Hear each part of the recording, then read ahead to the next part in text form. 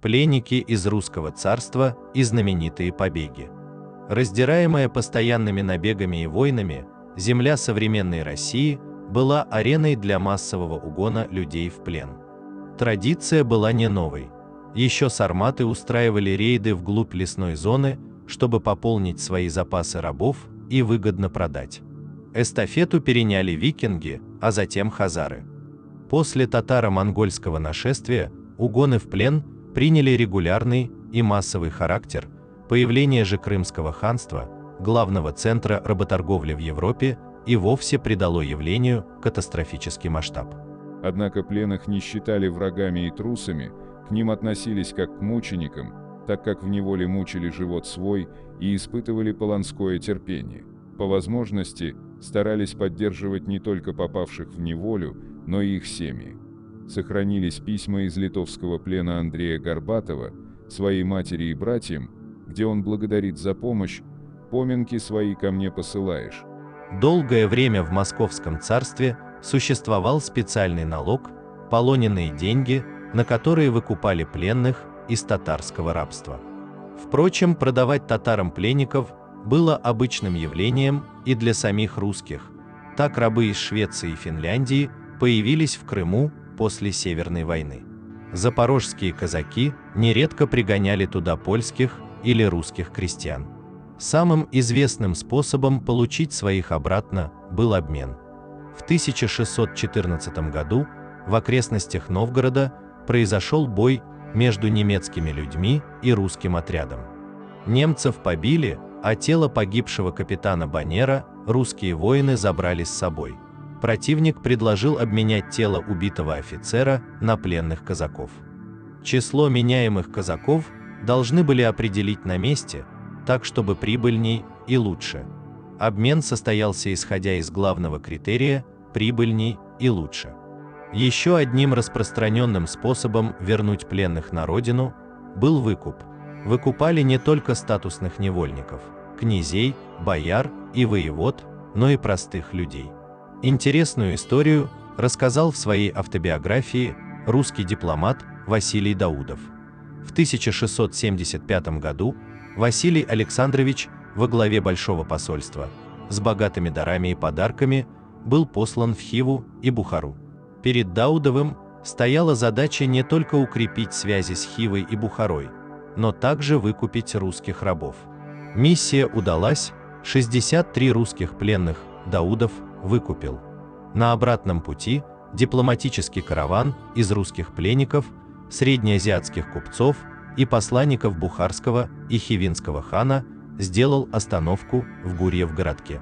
Спустя 2 дня город взяли воровские казаки атамана Василия Касимова, ограбили всех без остатка, а иных иноземцев и до смерти расстреляли. Василия Даудова отдали за казачий караул и думали казнить. И тут за посланников вступились бывшие пленные, и пленный поп Афанасий Иванов с товарищи с пленными людьми собрались и все, и били челом ворам и изменникам горькими слезами, многожды и просили о нем посланники, чтобы они воры его Василия не казнили. И, конечно же, из плена бежали. Бежали по отдельности и группами. Калужский стрелец Иван Мошкин, будучи захваченным в плен и проданный на турецкие галеры, поднял бунт и захватил корабль. Завладев кораблем, Мошкин с товарищами взяли курс на запад во владение христианских государей. Спустя неделю они прибыли в Мессину на Сицилии, находившуюся тогда под властью испанцев. По пути захватили еще одно небольшое турецкое судно. Испанцы были восхищены подвигом пленников, предложили им остаться и перейти на службу к королю. Иван Мошкин отказался и спустя год вернулся на родину.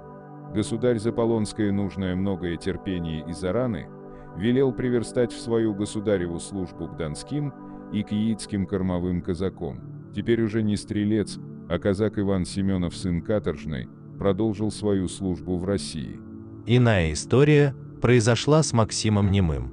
Во время отражения очередного татарского набега он был взят в плен вместе с другим казаком Афанасием Стрельцовым. По дороге Максим бежал и вернулся в родной город Валуйск. Через год из плена возвращается его товарищ Афанасий Стрельцов и обвиняет немого в том, что подводил татар под Валуйку, и зато татары его из плена отпустили. Обвинение серьезное. Максима берут под стражу и сажают в тюрьму. В тюрьме бывший пленник заявляет, что его оклеветали по недружбе. У Максима немого была старая тяжба с отцом Афанасия Стрельцова за рыбную ловлю. Началось следствие.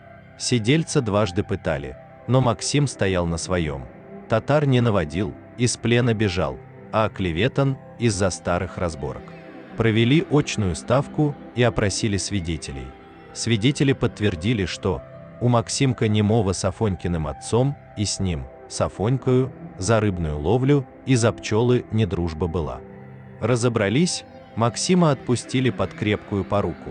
Боевые товарищи за него поручились, а наши поручиковы головы в его голову места.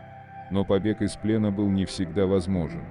На турецких галерах средний срок жизни пленного не превышал нескольких месяцев, заключенные в гаремы не могли физически выйти из дворца, а также были и добровольные отказники, как, например, получилось у запорожских казаков, что освободили множество рабов в Крыму, а те не захотели возвращаться домой.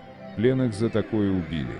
Фантастическая история произошла с Василием Полозовым. Молодым воином, новиком, он попал в плен к крымским татарам. Спустя 1,5 года его подарили турецкому султану, где Василий 12 лет ходил в шатрёх. За отказ об усарманице был приговорен к смертной казни, но заступничество великого визиря спасло невольника. Казнь заменили каторгой, то есть галерами. Прикованный к веслу, Василий дал обет, что в случае освобождения из неволи посетит святые места. Случаю пришлось ждать 9 лет, что поразительно, учитывая тяжесть галерного труда. Во время кораблекрушения каторгу разбило, большинство невольников утонуло. Василий спасся, к которому бревну был прикован, и на том бревне меня прибило волной к берегу. Оказавшись на свободе, Полозов отправился по обету странствовать по святым местам. Переодетый турком, он побывал в Святой Земле и в Египте. Сложным оказалось и возвращение домой, куда Полозов отправился сначала с купцом, а затем с московскими послами, вывезшими его к Тереку. Все свои мытарства невольник изложил в челобитной на имя царя Федора Алексеевича. На московских дьяков приключения Василия произвели большое впечатление. Его челобитную переписали, размножили и распространили. Челобитная стала жить своей жизнью, обрастая легендарными подробностями и новыми фактами, и превратилась в литературное произведение. Михалон Литвин, посол Великого княжества Литовского в Крымском ханстве, мемуарист-этнограф, описывая невольников из разных стран и особой симпатии к московитам не испытывающий, отмечал: продают их с аукциона десятками под руководством оценщика, который громко выкрикивает похвалы, что это рабы новые, еще не испорченные, не хитрые, из земли королевской, а не московской, ибо московское племя, как лживое и коварное, низко ценится на невольничьем рынке. При этом быть рабом в Крыму не значило иметь вечный статус. Согласно крымскому законодательству, раб, отработавший на хозяина несколько лет, условия службы и ее срок устанавливались в договоре между хозяином и его рабом, китобете, получал свободу. После получения вольного листа бывший ясырь мог вести самостоятельное хозяйство. Обретя свободу, он вместе с тем становился военнообязанным. Безусловно, освобождал от рабства брачный союз, усыновление раба, смерть хозяина, принятие рабом ислама. Много поляков, к примеру Белецкий, Белоскорский, Каменский, Свидерский, Цегельский, с принятием ислама становились переводчиками, дипломатами и писарями ханов, писал польский историк Подхородецкий, добавляя, что татарский плен был лотереей, в которой можно было получить тяжкий труд либо возможность неплохо обустроить свою жизнь и сделать карьеру.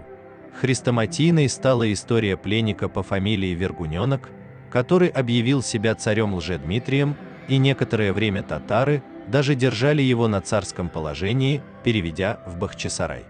Опознавшие в нем беглого казака из Вологды, русские послы так и не смогли убедить хана в том, что это лишь самозванец. Впрочем, сам он скоро сгинул без вести. Гигантское количество детей и женщин были угнаны из своих стран с целью ассимиляции в плену. Детей часто усыновляли на правах полноценных жителей. Женщины также могли быстро перейти от положения рабыни к супруге правоверного мусульманина, сильно улучшив свое положение. Такие люди чаще всего пополняли войско хана и нередко отправлялись на родину уже как грабители и захватчики. В стране казаков, у границ Крыма и у Кубани я встретил многих австрийцев, которые во время осады Вены захвачены, были татарами, когда им было по 9 или 8 лет, и до сих пор живут в рабстве частью у татар, частью у казаков. Однако выяснилось, что покидать эти земли они не хотят. Когда я стал советовать им бежать, что им легко было сделать, то они отказались, говоря, что не знают, будут ли иметь в нашей земле что есть, так как, наверное, все имущество их погибло. Рабам полагалось жалование, причем известны судебные дела, где рабы выигрывали дела у хозяев, если те платили мало. Известны также дела о том, что дети умершего рабовладельца не спешили освобождать рабов, и из 16 таких дел рабы выиграли 15. Все это вместе делало жить рабов в Крыму не намного менее свободной, чем крепостное право в Польше и России, что нередко определяло нежелание многих возвращаться на родину. Так как в Крыму царили патриархальные нравы, пленников считали детьми семьи, хорошо кормили и одевали. Некоторые получали участки земли, дома и инвентарь, занимались огородничеством и садоводством, заводили семьи. Бывало, что некогда панские холопы считали такую жизнь лучшей, чем в фольварке шляхты или у боярина в прежней родине, Подхордецкий. Но идеализировать не стоит. Родными сыновьями рабы не становились, но и не было жестоких угнетателей мусульман и кротких невольников христиан. Были все возможные ситуации, от разбогатевших сильнее хозяев на торговле рабов, до сидевших в земляных ямах и умиравших от непосильного труда. Дворяне предпочитали вернуться на родину, так как их ждали наделы, собственность и высокое положение. Крестьяне нередко оставались в Крыму и сливались с местным татарским населением окончательно. Одетый совершенно по-татарски, говорящий на чистейшем татарском наречии, по вере благочестивый мусульманин, старик лицом своим, совершенно определенно обнаруживал не татарское свое происхождение. Передо мной стоял в татарском обличии рязанский, если хотите, мужичок. Оказалось, что это действительно был чора, как назывались в Крыму в ханские времена невольники и как поныне зовутся в степи их потомки, сохранившие особый физический тип, в данном случае русский, и особое социальное положение, писал в 1916 году Самойлович. Пишите, что думаете по этому поводу, ставьте лайк и подписывайтесь на канал.